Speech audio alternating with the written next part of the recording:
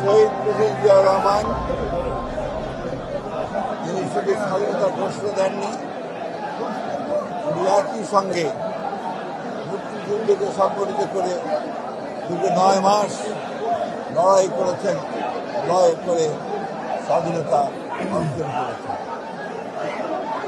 এই স্বাধীনতার জন্য আমাদের লক্ষ লক্ষ মানুষ প্রাণ দিয়েছে, আমাদের অসংখ্য মা বোন তাদের সম্ভ্রম হারিয়েছে, কোটি মানুষ তাদের গৃহ হারিয়েছে এবং অসংখ্য ত্যাগ চিকিৎসার বিনিময়ে আমরা এই স্বাধীনতা অর্জন করেছি। আজ থেকে প্রায় 54 বছর আগে আমরা স্বাধীন হয়েছি।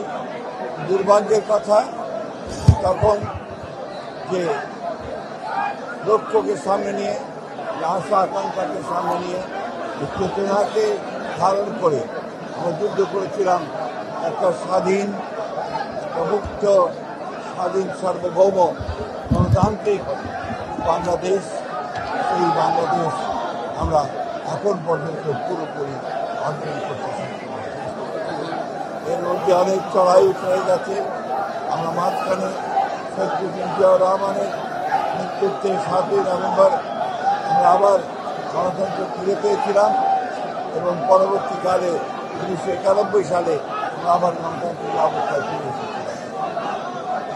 একটা ফ্যাসিস্ট সরকার হাসিনার নেতৃত্বে দীর্ঘ 15 বছর এই জাতির উপরে তারা নির্যাতন চালিয়েছে, হত্যা করেছে, গুপ্ত হত্যা করেছে, গুম করেছে, করে ক্ষমতায় টিকে হয়েছে। 15 বছর এবং জুলাই আগস্টের ছাত্র জনতার বিদ্রোহের মধ্য দিয়ে, গণঅভ্যুত্থানের মধ্য দিয়ে আমরা আবার এই গণতন্ত্রকে ফিরে পাওয়ার সুযোগ ফিরে পেয়েছি। আমরা আশা করব অন্তর্বর্তীকালীন সরকার অতি দ্রুত তারা ন্যূনতম সংস্কারগুলো করে যেগুলো নির্বাচনের জন্য প্রয়োজন তারা নির্বাচনের ঘোষণা দেবেন। আমি অত্যন্ত হতাশ হয়েছি। গতকাল প্রধান উপদেষ্টা যে বক্তব্য রেখেছেন সেই বক্তব্যে তিনি সেই রোড ম্যাপের কথা বলেন না। আমরা হতাশ হয়েছি যে তার বক্তব্যের মধ্যে তিনি স্বাধীনতার ঘোষক শহীদ প্রেসিডেন্ট জিয়া রহমান বীর মুক্তিযোদ্ধা বীর উত্তমের নাম একবার উচ্চারণ করেন, অথচ এটাই ছিল ইতিহাস। আমরা আবারও চাই না আওয়ামী লীগ যে ইতিহাস বিকৃত করেছে এখন আবার সেই ইতিহাস বিকৃত হোক। প্রকৃত সত্যকে উদ্ঘাটিত করে জনগণের যে আকাঙ্ক্ষা একটি গণতান্ত্রিক সরকার, গণতান্ত্রিক সরকারে যত দ্রুত ফিরে যাওয়া যাবে আমাদের সমস্যাগুলো ততই সমাধান হবে বলে আমরা বিশ্বাস করি। আজকের এই দিনে আমাদের দলের পক্ষ থেকে, আমাদের দলের চেয়ারপারসন দেশনেত্রী বেগম খালেদার পক্ষ থেকে, ভারপ্রাপ্ত চেয়ারম্যান তারেক রহমানের পক্ষ থেকে আমরা গোটা জাতিকে শুভেচ্ছা জানাচ্ছি, অভিনন্দন জানাচ্ছি এবং প্রত্যাশা করছি অতি শীঘ্রই আমরা আমাদের কাঙ্ক্ষিত গণতন্ত্র ফিরে পাব।